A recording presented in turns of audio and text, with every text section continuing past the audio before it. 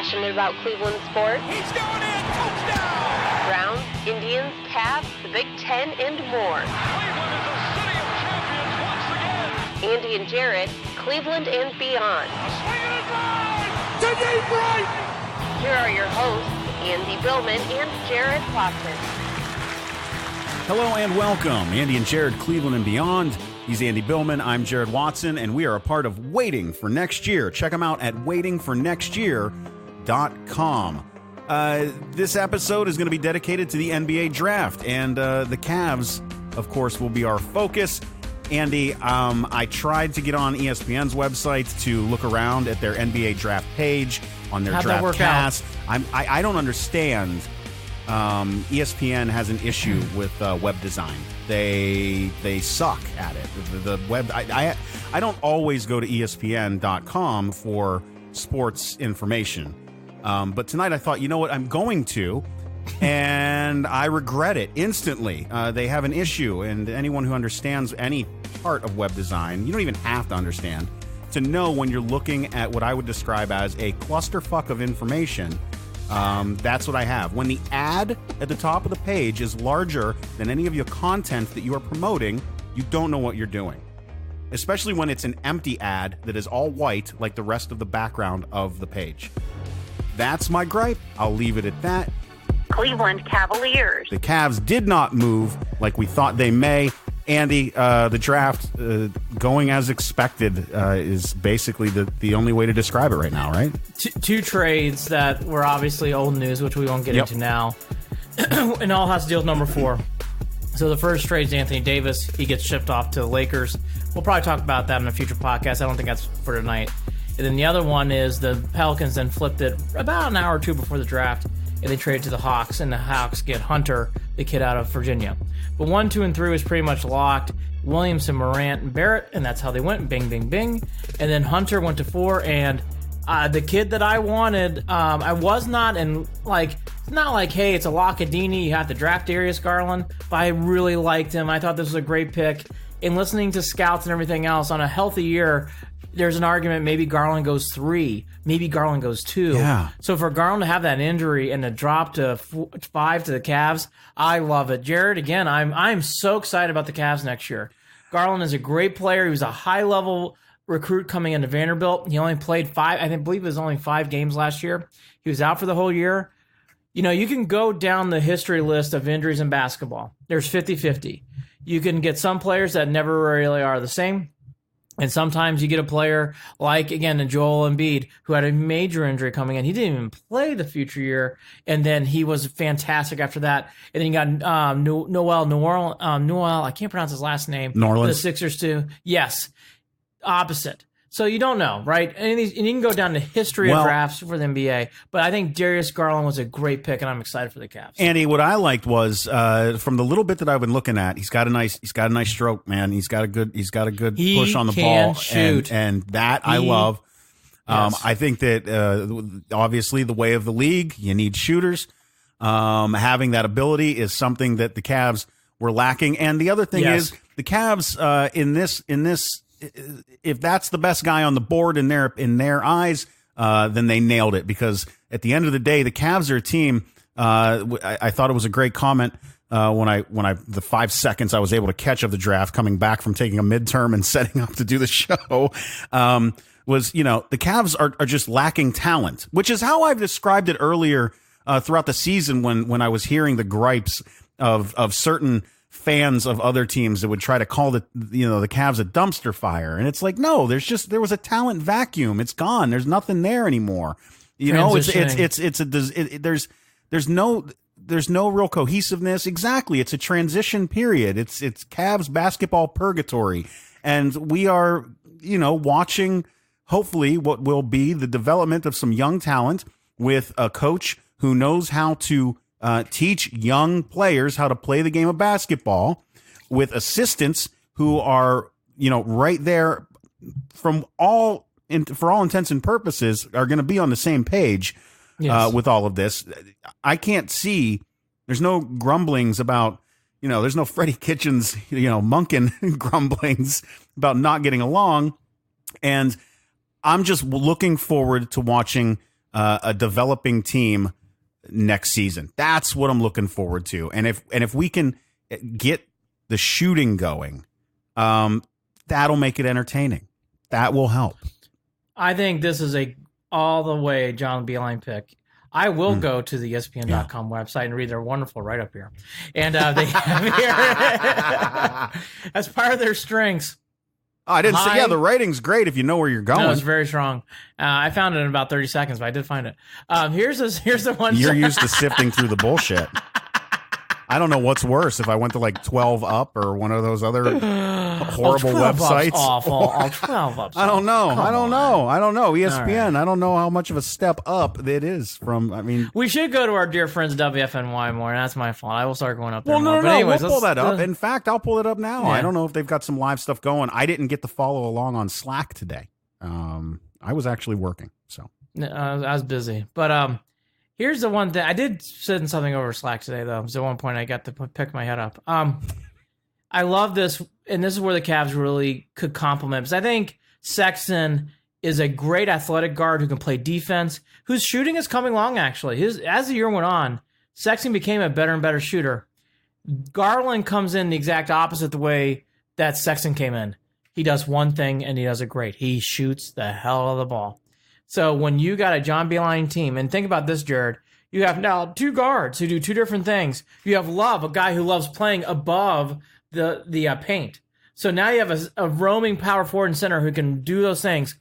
If Tristan Thompson stays, you actually have a guy who complements who can rebound down below. It's not half terrible. It's really not. Now, is that going to lead to like a Eastern Conference run? No. But it gives you hope. I like these little pieces I see here. The other thing I like about the Cavs tonight, for all the bullshit and the lottery, and we were all there, we were all like sad sack and upset, I think this was a wonderful, exciting return.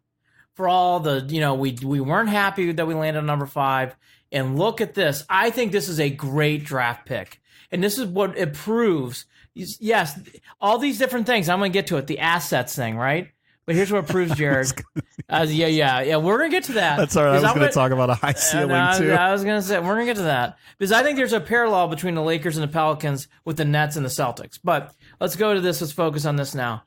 Garland gives it's great. The only thing is it's an unknown with his injury, and it's an unknown with visually, meaning he's only played 5 games. So we don't know what...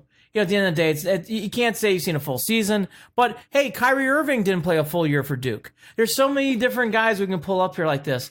Love this pick. And when Chauncey Billups on the broadcast says, who do I compare him to? Damian Lillard. And I think he could be that good. Holy shit, Jared. Great pick. Home run. Smart pick. Smart pick to stay there. And that is not the mistake here. Don't draft. I did not want them to trade back. I did not want them to collect more things. I didn't care if you could trade J.R. Smith. Staying at 5 and getting Garland was the right move to do. CBS Sports' Gary Parrish. This is via Waiting for Next Year, waitingfornextyear.com on their draft mock draft roundup. Basically, they pulled his quote about Garland and said it's hard to imagine Garland dropping any farther than this, and it doesn't really matter that Cleveland drafted Colin Sexton last year. The Cavs need interesting prospects, regardless of the position, and most scouts believe Garland is a top 5 prospect in this draft, even though he's only played 5 games at Vanderbilt. That's right. Everyone else was looking at DeAndre Hunter, it looks like, in this roundup. There's a Cam Reddish and a Jarrett Culver thrown in there for good measure, but everyone throughout the mock draft articles that were thrown into this write-up via Waiting for Next Year, we're all looking at DeAndre Hunter of Virginia as being that guy for Cleveland, but not working out that way. And I got to be honest with you, I think I like what they've done. I do too. And for people who did not hear, I did a big week of listening to whether it's different radio stations in Cleveland and doing research and whatever else. Hunter chose not to work out with the Cavs, and that pretty much proved that point. Don't understand. Well, yeah, and on top of that, I got to give you credit where credit's due. I'm only cutting you off to compliment you, Andy. We talked about this extensively yesterday or 2 days ago, and you were all on board with this pick. You knew what the Cavs were going to do. You were hoping you knew what the Cavs were going to do. You were hoping that this would be the move that they made. The one thing that we were surprised about, that I think I still am, is that other teams we thought might be jumping to 4 to grab him before the Cavs, and that just wasn't the case. Well, from day one, we knew who the top 2 were, right? Yeah. And pretty much, I would say 2 weeks ago, Barrett for the Knicks was pretty much being cemented, and it was, obviously. You always get, in no matter what draft it is, and this draft is no different, a little scuttlebutt about Garland maybe going to the Knicks. That was kind of the rumor of the day. Probably being put out there by the Pelicans to try to make a trade, which, by the way, they got their trade. The one thing I find interesting about that, Jared, you have to wonder if the Hawks overpaid for that, because they probably could have gotten a Hunter if they really wanted to at 6, because I think the Pelicans would have been, let's say they do what they were going to do, whatever. I think the Cavs, no matter what, were going to take Garland at 5. No, agreed. So they could have done that, but you know what? I learned this in drafts. You can never take those kind of chances, and we're not Hawks fans, so who gives a fuck? But I'll tell you this much: I like this again from the Cavs. Is there the possibility that the Cavs are not completely happy with this pick if you're going off the rumors that they were trying to dish and move out of that 5th spot? I think that was all to do with J.R. Smith. I think that's the one thing I don't.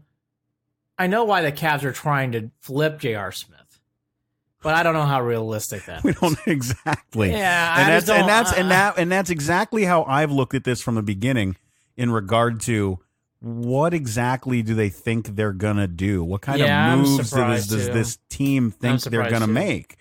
You know, and again, this speaks to rumors, within the NBA and how unreliable any of it is.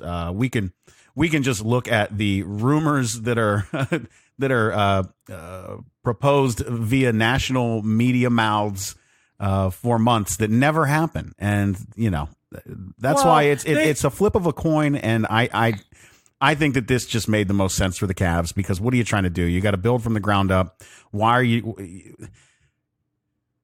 Don't try to get cute and fancy. You're not in a position to get cute and fancy right now. Cute and fancy doesn't do anything for this team right now. Right, and Beeline plays multiple guards, not just 2. He could play up to 3 guards. Exactly. It doesn't matter. Like, schematically, it works. It doesn't. Like, people need to realize what the fuck was wrong with the Thunder of having Harden, Westbrook on the same team. I never understood. They're like, oh, that's too many things. I'm like, why is it a problem that Harden and Westbrook play on the same team? They went to the finals. I mean, that's what you want. You want multiple guards to do things throughout the game. Like, yep. I have never understood that with the NBA, and it just bothered me for a long time. The only position is center. If you want to say, hey, you can only have so many 7-foot centers, I would be like, I do kind of understand that, because you really can only have that, and especially in today's NBA, it's too hard. Too many injuries, too much of the weight that these guys have are within their bones and not in the muscle. Exactly. And by the way, you're not exaggerating. You're right. No, it's true. I mean, you can only have so many guys in your team. But point guards, who, again, his first line, high volume shooter. Why the fuck would you not draft this kid if he's available and you think he's healthy? Yeah. Why would you not draft him? Yeah. So, great draft pick. And again, like anything else, I'm going to steal your thunder. As you say this all the time. Look, to be seen. We don't know. But I do like this on paper. For what Beeline's trying to do, I like it. I'm actually ready to say this now. I am leaning more and more towards I would not trade Love. I think Love with Sexton and Garland make a lot of sense. I would really lean away from not trading Love now, because I can see where that could really work out. Even with his injury history, I think I would roll the dice and take a chance. Why not? This team isn't going to the playoffs next year. Right. I mean, why would I knock on wood for this? I don't know. Maybe they do. Maybe they're an outside 8 seed. Lord knows I've said crazier things when I thought they would be that last season. We all know injuries and unforeseen things happen. Well, it unravels so fast. But the joke being, what's the point? What's the point? What are you getting to get rid of Love? What are you getting in return for a Kevin Love at this point? What teams need a Kevin Love to put them over the top? There's only one, and they don't have anything. It's the Lakers. The Lakers can't give you anything. Right. They trade away everything. Everything's gone. So like they have nothing. Right. And now they didn't. Rumors are they didn't even understand how the salary cap issues were going to work on that trade and all that craziness.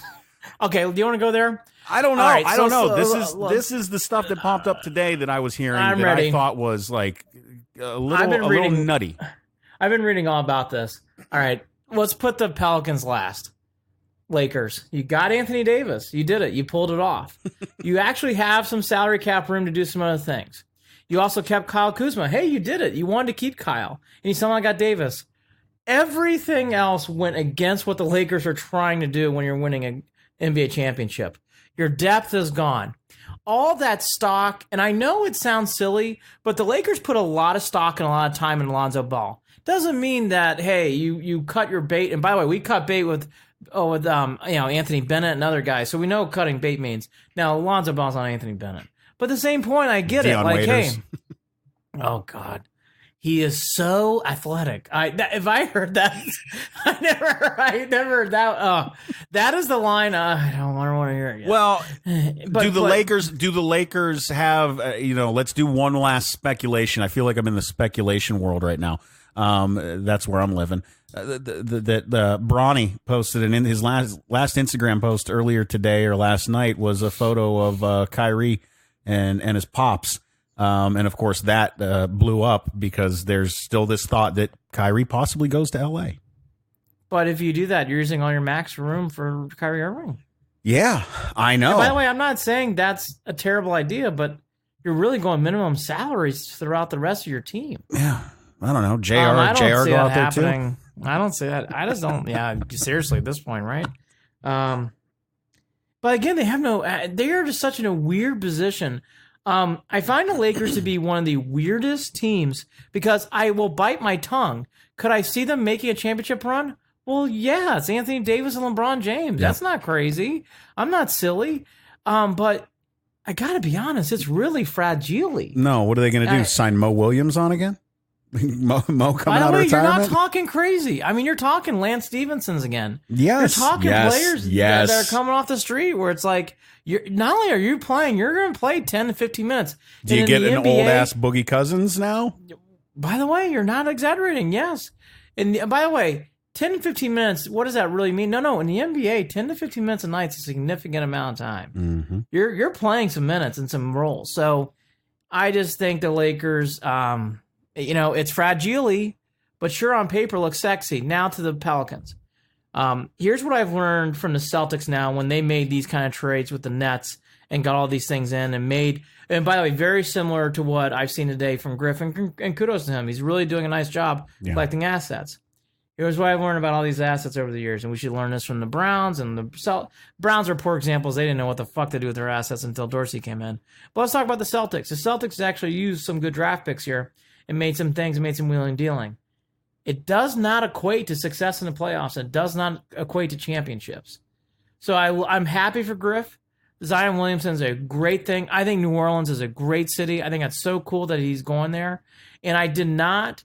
the other thing, too, that I don't understand, and I don't want to make this in this podcast, but I'm going to bring it up.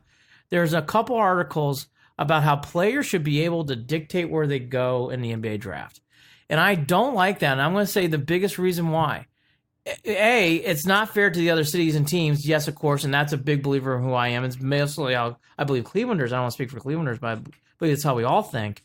But the biggest reason why, if you allow players, Jared, to choose where they're going to go, you are going to cut teams out, and your revenue is going to go down because you're going to have these cities and teams go away. And you can pick them out on the top of your head. Utah, San Antonio, goodbye. No one's going to go to these cities and towns and states. And by the way, that drives your revenue down. So why would you allow players to do that? It's silly. Well, that's an issue that I know that they're going to have to address as the time goes on because of the hands that are being forced. By the way, no, they don't. You say you get drafted one, you go to that team. Goodbye. Oh, thanks. Well, no. Yeah, in that standpoint, I'm talking about in forcing trades to get what you want. Well, you know what? You're right. And this was my overall point. We've seen this before, and it always felt like the team that got the superstar got the upper hand. This is the first time where I've seen the superstar go to that team, and I don't necessarily know if they got the upper hand. Agreed. And there's a paradox there. And a lot of it, I think there's a few issues that play into that. I think that money is an issue. I think that LeBron's reasons for going there are an issue. I think that the way that the Lakers were built prior to LeBron being there are an issue. Exactly. I think that Magic Johnson pulling the move that he pulled is an issue. There's a lot of things that had to go O.J. Simpson car chase weird to get the Lakers to where they are today. And that's how I feel about that. Now, to pivot back to what you were saying about the Pelicans and about collecting assets, I will say the difference maker here is NBA teams are built on superstars. Built on superstars. You're a winner if you've got one. Yeah. You've got an even better chance if you've got two. And you're possibly going to be a dynasty if you got three or more, right? I mean, those are in a rough looking at things, a very rough draft of things. That's how that usually plays out. Pelicans have themselves what I believe is going to be the next superstar in the NBA. I've said it for a long time. Yeah, I buried the lead. If they build around Zion, if that's what they do with the assets, if they convert those assets into players next year via other trades, then they definitely can. That's what I mean. They definitely can. You might not get a LeBron James or an Anthony Davis, but you damn well might get a Chris Paul, a Kyrie Irving, a James Harden,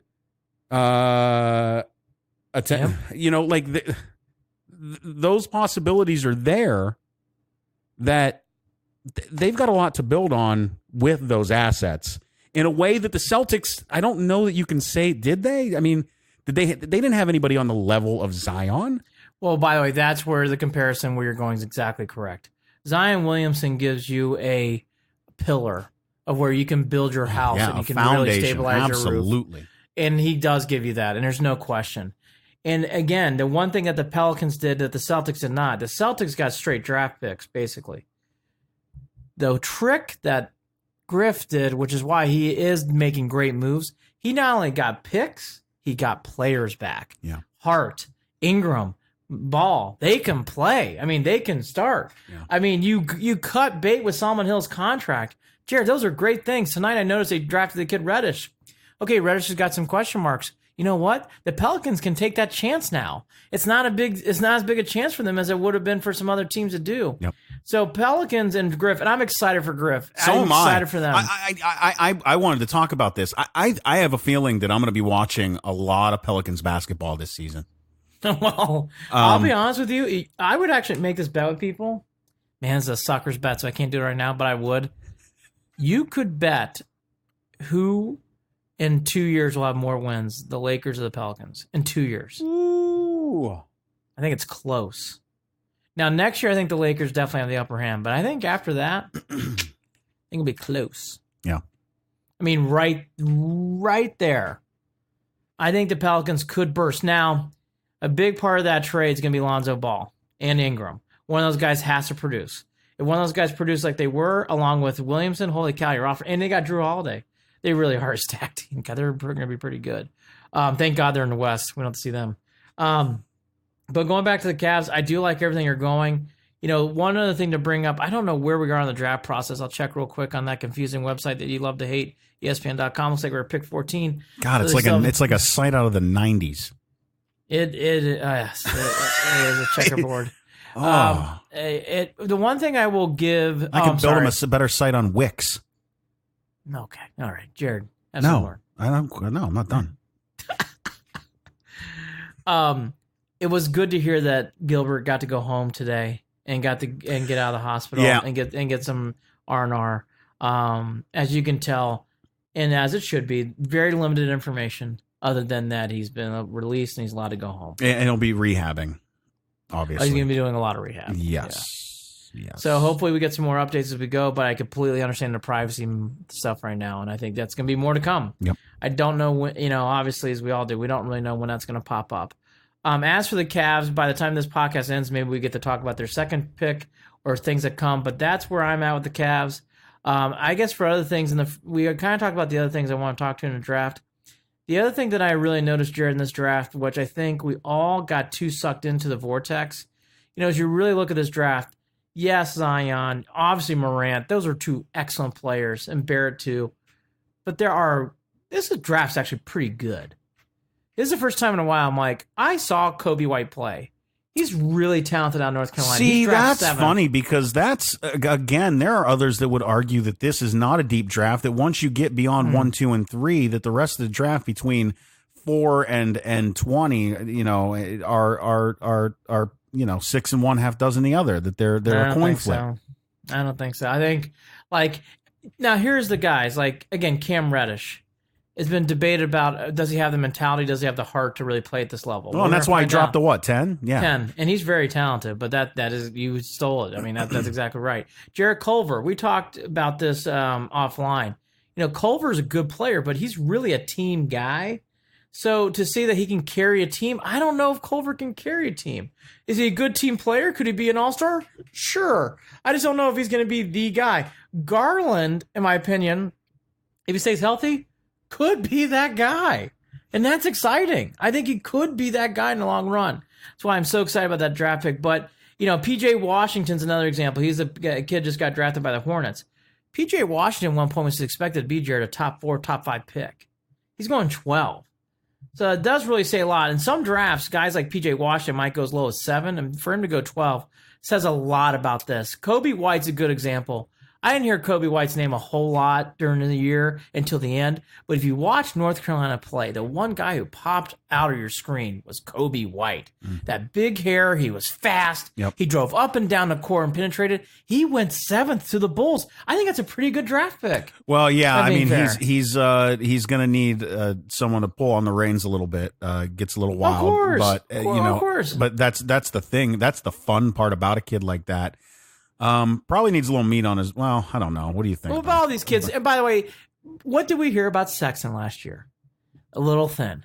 And by the way, towards the end of the year, you didn't hear those comments. People need to remember. Yeah, I have to remind myself of how young a lot of these guys are.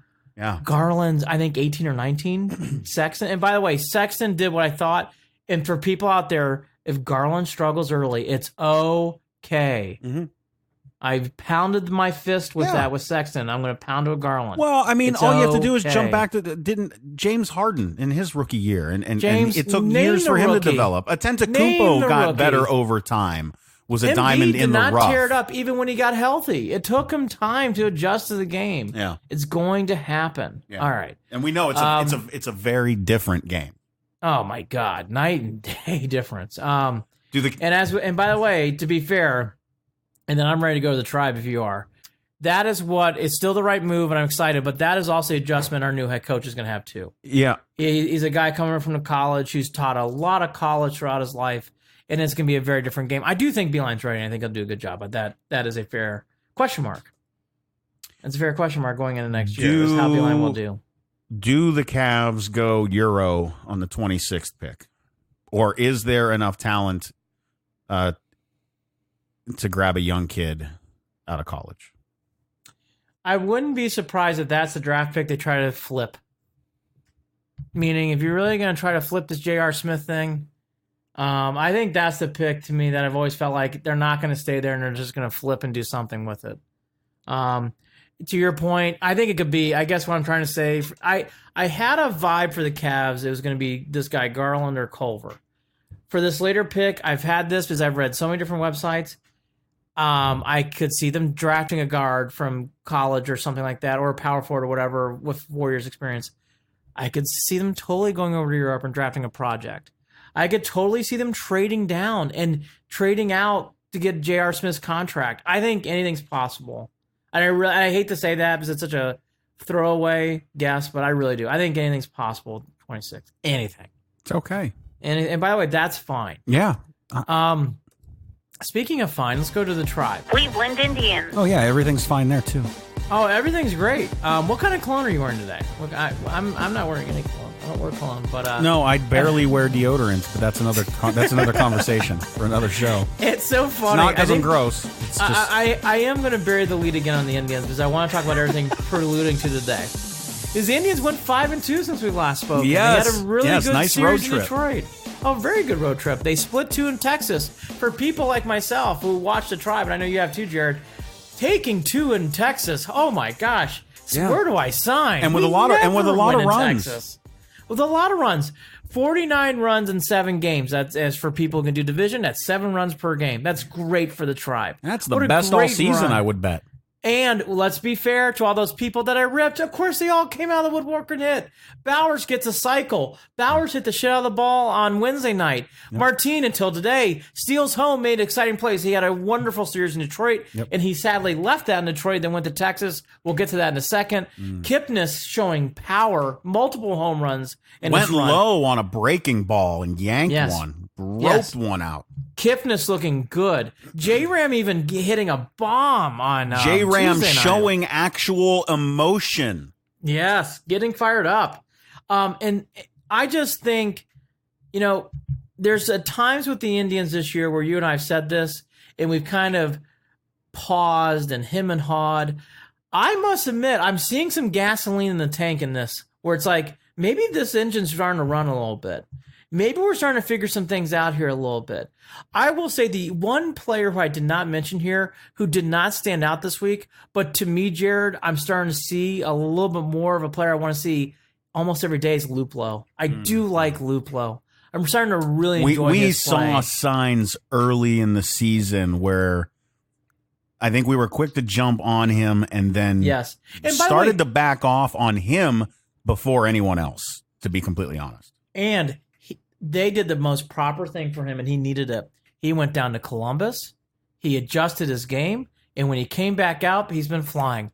I would advise, I would still do that to Bowers, even though Bowers has been playing better. I think Bowers could use that still. Anyways, that's neither here nor there. Luplow's trip to Columbus when he came back, flying high. And by the way, Santana's playing well, but hasn't carried this lineup. Great to see. You need that right now. Lindor, he's doing good, but he hasn't been carrying this lineup. Good to see on weeks like this. Mm-hmm. This gives me hope to see players other than those guys, the Lindors and the Santanas, carrying this lineup. Terrible night tonight. Yeah, and by the way, really, Lindor's not done anything on this trip. Day at the plate. Day at the plate. Santana's had some moments, but Lindor's really done nothing on this trip. His average is still good, but really nothing comes to mind of like moments, but that's okay. Everybody else on this team's picking it up, and Lindor's energy is picking him up, which we'll get to in a second. Yeah. I do think a big part, too, here is, Trevor Bauer, who is the ace of the staff, had a great week, and he finally lived up to that mantle. Stop calling him that.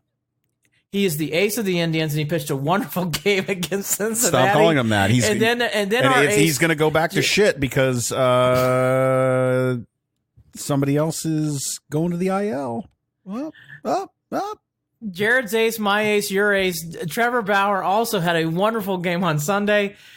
Good back-to-back starts. And Jared, I don't think that's a coincidence that the Indians went 5-2 as Trevor Bauer pitched very strong.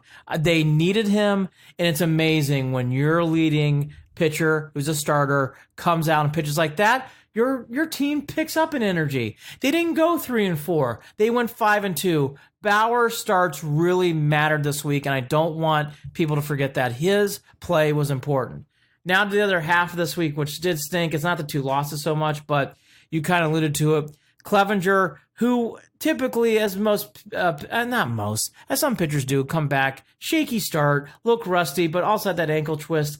It has just come out tonight, and tonight is Thursday, that he's going to go in the IL with an ankle injury. Ankle injuries in pitchers, from what I've learned, I know Hoynesy, and I'll give credit to him, he's the one that came out the article. I'll read right from it. If Clevenger returns to the injured list, the move could be backdated until Tuesday. That would allow him to start against Baltimore at the end of the month when the Indians go on an 8-game road trip to get prepared for the All-Star game. I do think that's being very, very positive. I think realistically, you're talking after the All-Star break for Clevenger. An ankle injury with a starting pitcher, you drive off your feet. We all know that as a pitcher. I don't know, Jared. You tell me. I think Clevenger probably doesn't pitch again until late July. I agree, because the problem is when you're rolling ankles, if they don't, I've rolled my ankles enough times. I've done it on the baseball field. I know how unsure of yourself you become when your ankles are not where they need to be. The way he twisted that, it looked like it was off the toe in a strange way. He tweaked it probably enough that, I don't know. I was surprised that he kept going, to be honest. But he has such an aggressive windup that you can't really tell whether he's pushing himself through the pain at the moment.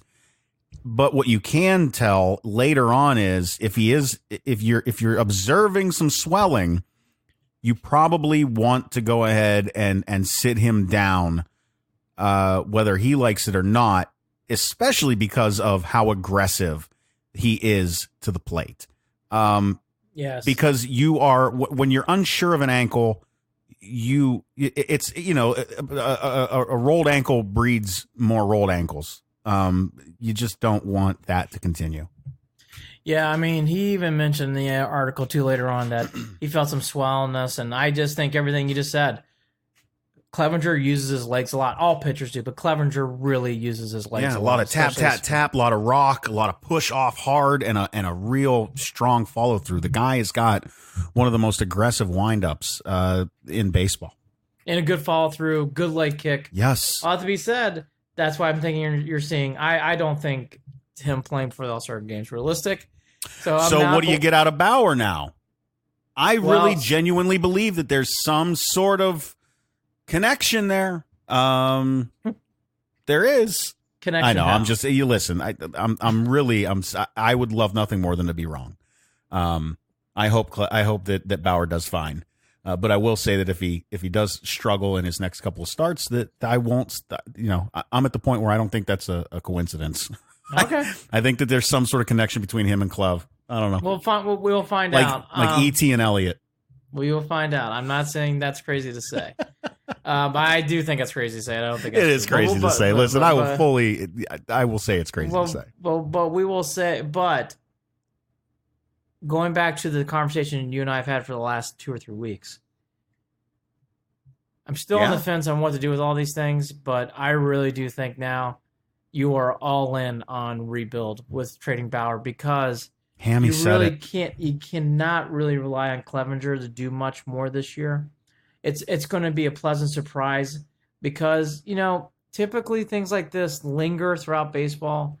I hated saying at the beginning of the year, but I've just watched enough baseball to know when your team comes out injured in spring training, it usually never goes away. And Jared, it has not gone away from the Indians all year, and here we go again. Clevenger is back on the IL, and I think with Bauer, if they do trade him, hands should be right behind, and I think they should be very much thinking about what they do with Lindor. As I was driving into downtown Baltimore this afternoon, Hammy said it, and that's the first time that I went, all right, maybe they will. As much as I haven't been a fan of the way that this team's been playing, I haven't necessarily been the guy who wants to just sell. I thought maybe that there was an opportunity for this team to find themselves at some point prior to the break. We're going to get into another reason why that may be or may not be, depending on how it plays out in a couple of minutes. But Hammy referenced the Indians as more than likely of the choices of being buyers, sellers, or neutral, that more than likely the Indians will be sellers come break time. And I was genuinely bummed out to even hear him say that. Yeah, I don't think they're there yet, but he has a good read on this team for obvious reasons. So for him to say that has some volume. What I will say is I think they're holders until after the All-Star break. The only thing with the Indians that I've noticed, which I actually don't like, and I've never seen with this team, they are living way too much in the moment. Where I think at times where it's like Clevenger's hurt, now they're sellers. Well, I mean, can't we let this play out and see what happens? I mean, can't we give this some more time and give it some more oxygen? We do not have to rush. I don't think we do either. Andy, we've got 41 days to worry about this. Yeah, let's see what happens going into the Cleveland All-Star game, and then let's figure it out from there. I just think from there, I think we can play things out.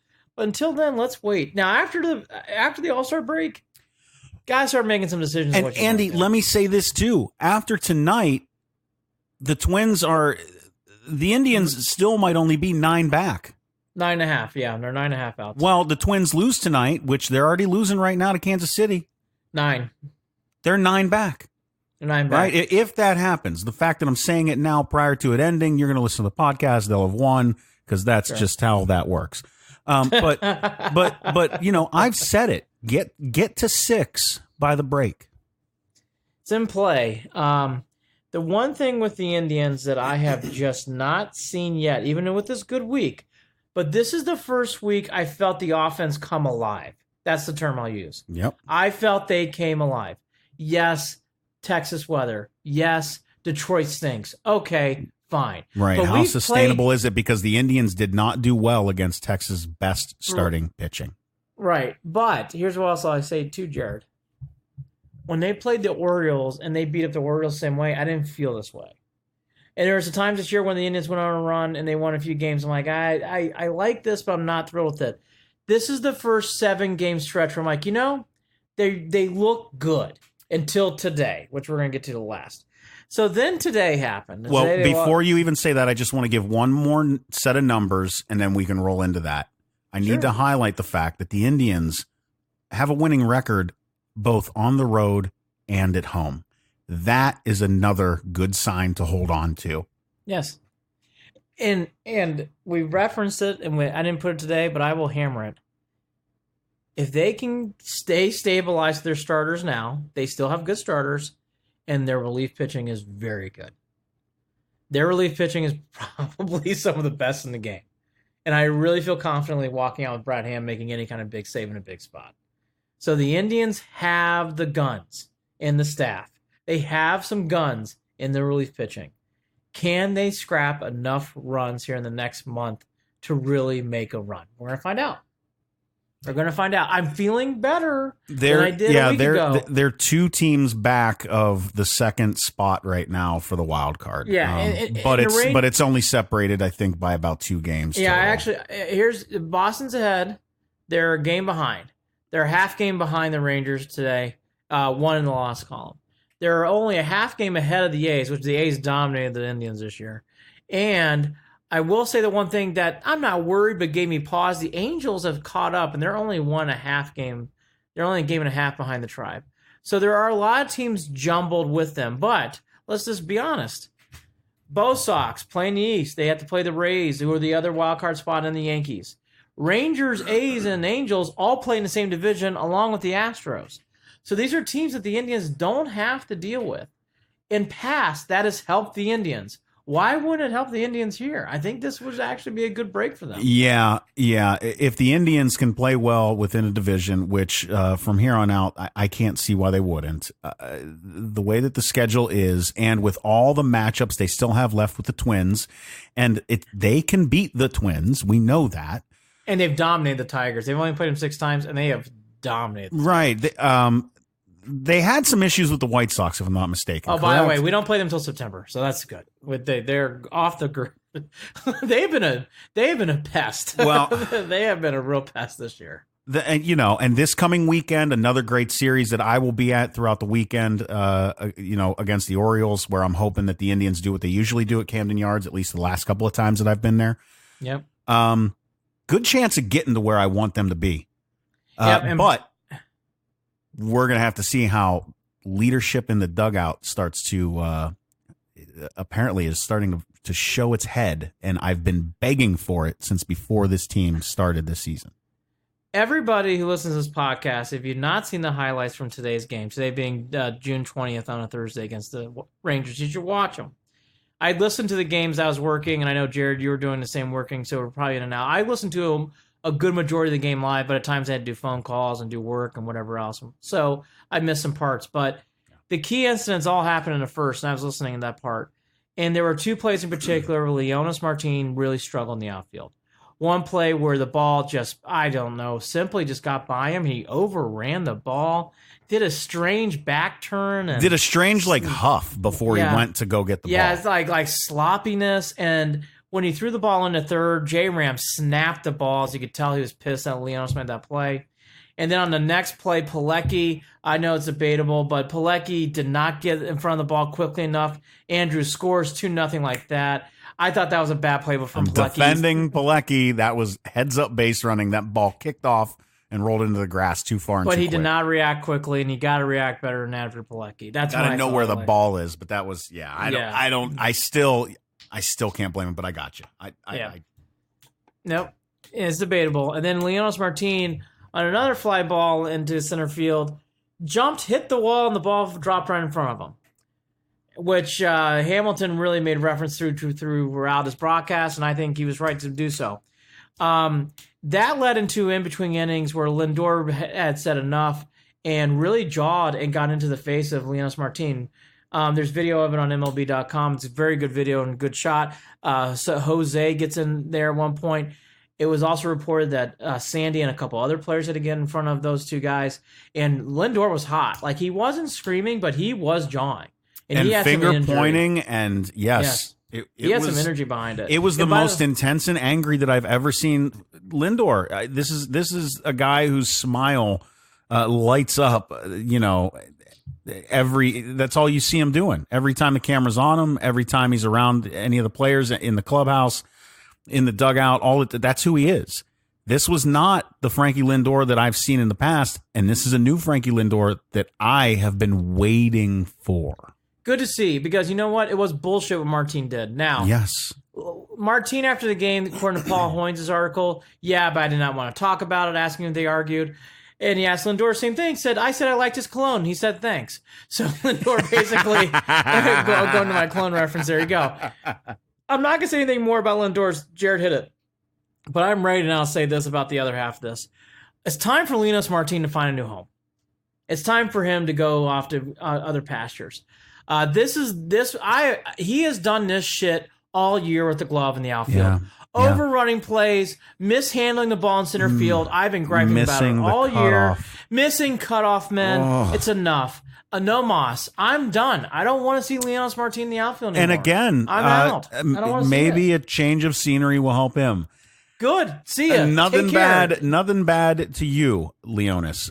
You know damn well, because I know you're listening to this show. I know that I've done nothing but hope that kid would have a bounce back year this year. Admittedly, as we have gone along, I have said it's just not working out. And here we are. Leonis, it's come to a head. And you know what? You might be the problem that we needed, because the way that Frankie reacted was in a way that I've never seen him grab ownership of. It just feels like he's taking some. It's good to see some emotion that this team is not playing up to the standards that they need to, and they have had they've had a few of these games. Well, where you've seen some you saw it even yesterday. There was I think Santana, there was a bad throw to first. Something, if I remember correctly, you've seen games where it just, over the past month even, where it's been like, this is embarrassing. What the fuck are you guys doing on the field? And the other thing that I will say is, not only the leadership that I think that we're seeing out of Lindor, even though it's coming in the form of taking it out on Lindor Martin, is actually seeing, for better or for worse, some real emotion out of Jose Ramirez. He's done a real good job this whole year of biting his lip and not really showing much real emotion. Maybe a little bit of disappointment here and there. But he's had really like this kind of grit in his teeth kind of look throughout the entire season. And we are finally at a point now where he is even looking pissed off. Because when that ball came into him, you pointed it out to me, Andy. He swiped at it on Leonis's ridiculous throw off the bag at third from right center.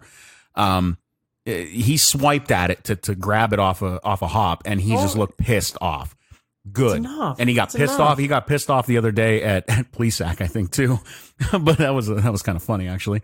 But seeing emotion, thank God, because I thought it was going to be Carlos Santana, because Lord knows he's not at a point where he's going to put up with any stuff. No. He just hasn't. No. But he's been rather calm with these kids, with these guys. And I say kids only because I'm talking about a guy who's been there, done that for a long time now, and a pretty young roster with the Indians for the most part. I just think it goes. Yes, all that's true. I just think part of what these guys have been, what I've been seeing. Lindor Martin, we're glad you have your health. Lindor Martin, we're glad you're on the field. But Lindor Martin, that does not excuse you for playing shitty as you have been this year. You have not played well. You have not looked good. You've had many of these moments. They could have gone off a few weeks ago. They could have gone off 2 weeks ago. Yeah, it isn't new. It isn't a new... Yeah, it isn't like this is just, oh, hey, he had a bad day and you're going off on Lindor Martin. No, Leonis has done this all year. And it's good, as you alluded to, it's good to say, hey, you know what, Leonis? If you're going to play that way, you can get the fuck out. It's enough of this. I'll go a step I'll be interested to see if further, he makes it through a weekend. and I'll say, Leonis, are you serious right now? You think you can argue back with Lindor at this point? I agree. And by the way, You have no business to do anything other than shut your mouth, accept the fact that you are playing some really shitty baseball, bad, and bury your nose and get to grinding, and that's it. Like, you don't have any other.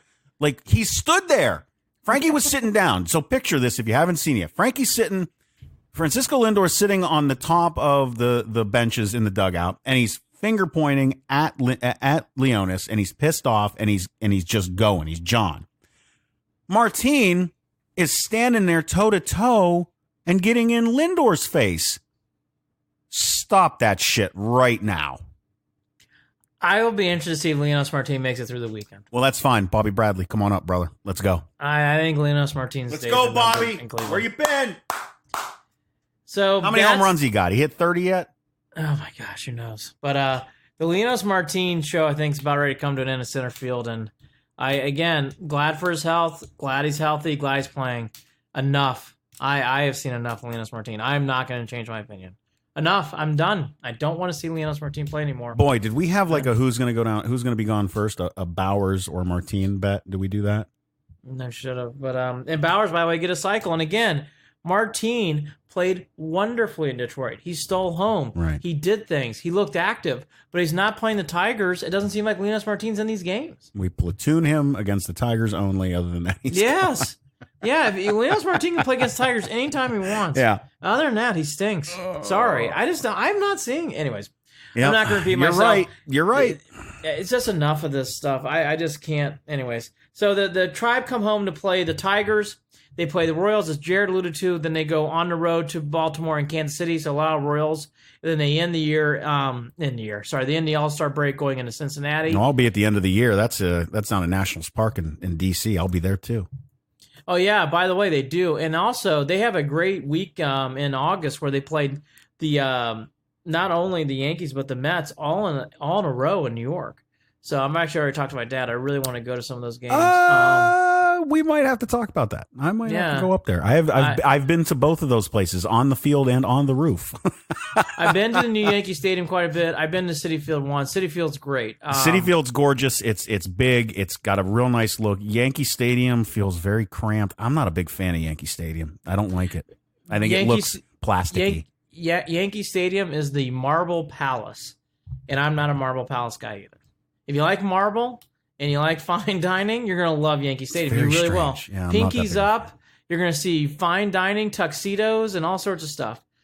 If you like that kind of stuff, you're going to love Yankee Stadium because it is high class. Limousines and everything else. You know, alligator shoes. Considering where it's at outside the stadium, it's very strange. Oh, my gosh. That's another podcast. When you go to the Bronx, you get off the train, and then you go home on the train. Yeah, get right in, get right out. Where do you eat around the Bronx? Nowhere. I've played that game. I've played that game.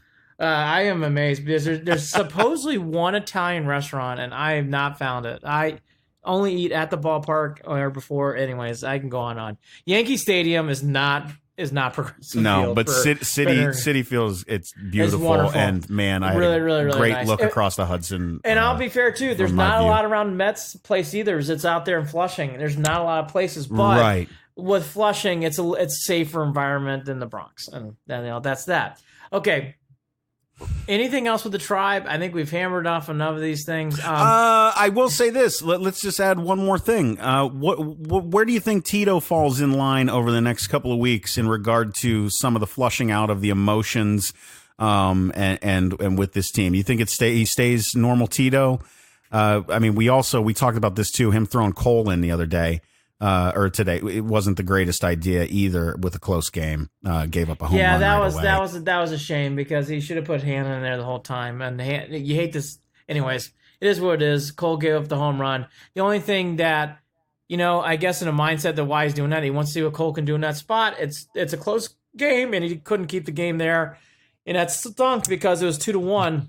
Goes against his formula, though. This is a guy who says, all I do is look at each day and try to figure out how to win that game. No, I know. And I know. Well, it's hard, though, too, because the Indians are in a long stretch where they don't have a day off. So, anyways, all that to say, they did blow today. The only thing I would say about this whole Tribe thing is the moment. I don't know how Lindor and Martin stays much longer on the team. I think he's got to go. He's got to go. I think it's a statement. Yes. I think that it's a statement about many things. I think it's a statement of backing the guy in your clubhouse who's a leader. I think it's a statement about what play is not going to be tolerated any longer. And I think it's a statement of, hey, we've stood by you and you haven't delivered back, and it's just time for us to part ways. That's my big thing I'm watching. I want to see if he stays because I think it's a mistake if he does. I think it's time to go. Agreed. I think it's time to find greener pastures. Quick wrapping up things. We are up number pick. Let's see where we. I know the Cavs haven't picked yet in the second pick here in the first round. So I guess we won't get to that today on this podcast, but maybe we'll hold out with luck. I did watch the second half of the USA-Sweden game in the women's.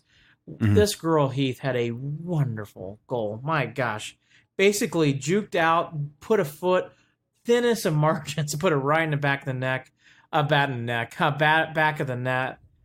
Her name is Heath. Is this off the corner kick? The first goal that they scored. Second goal. Because that was the first goal they scored, right? Second goal early in the second half.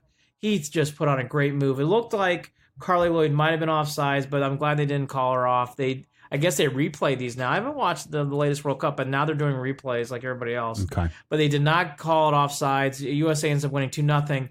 The only thing that was a bummer in this is Morgan got hurt in this game. Doesn't know the severity yet. Sweden's always played. And by the way, they're good teams. Sweden, Canada, these are good teams. They're scrappy teams that play hard. And the U.S. really looks sharp today, but you hope Morgan's there for the long run. But this girl, Heath, she is a very good player, very skilled. Never seen her before until today, but she can really play. And they now go on the next round. They play Spain. Hopefully, I think it's Thursday they play next. I will be watching throughout out. But again, the bigger story to me is Morgan. You hope Morgan's okay because you'll definitely need her as the rounds go on. But so far, really, even in this game, and Sweden's one of the better teams, Jared, they really, except for like a couple plays here and there late, really no pressure in goal. Really, well, I love that you say no pressure, and it's so funny to think that because this is a team now where they're looking at the pressure of knowing that there's a lot of Americans, this entire country, probably thinks that they're just going to walk home with this. I hope that they continue to deliver. I hope I get a better shot at actually watching some of this. I haven't had a chance. Today was my first chance. This isn't like my standard. I'm just not putting it on because I'm lazy. I really haven't had an opportunity to watch any of these games. And I'm looking forward to watching, especially in the upcoming rounds. Yeah, I watched the second half, and like I said, it was damn impressive what that girl Heath did, and as for the whole team. I agree with Jared. If they win and if France holds, because France is the host country, it would be France and U.S. in a round of 8. That would be tough. I don't know anything about France, but I do know about emotion. And France being the home country and home with the crowds, home crowd, that's going to be a tough for the women of the U.S. So time will tell, but so far it's been you call it the way you see it, it's chalk walk, even with Sweden. And Sweden is very good. The U.S. made them look ordinary at times. So very good first round for them. Yep. The other couple things that I really noticed here and there's been some back and forth with Baker with Texas fans. I'm not going to really get into that. I'm not a Texas RU guy, but Baker certainly has no problem. He don't like me, and I hope he knows I don't like him. I thought, whatever. It's hilarious. It's hilarious. Again. Again, they're not supposed to. They were rivals. He will never stick up for long. Like, he's not going to. What do you care? And that kid came after him, too. So I thought that was interesting. I think the other thing that I've just have been noticing again, and this has been the pleasant thing I've been talking about, it's another week of OTAs and teams and stuff, and it's been a quiet week. Yeah. It's amazing. And I believe that, didn't Jarvis Landry just recently say that he thinks that Duke and Baker can coexist as well? That they think that he thinks they can work that out. I think that's great. To be seen. Yeah.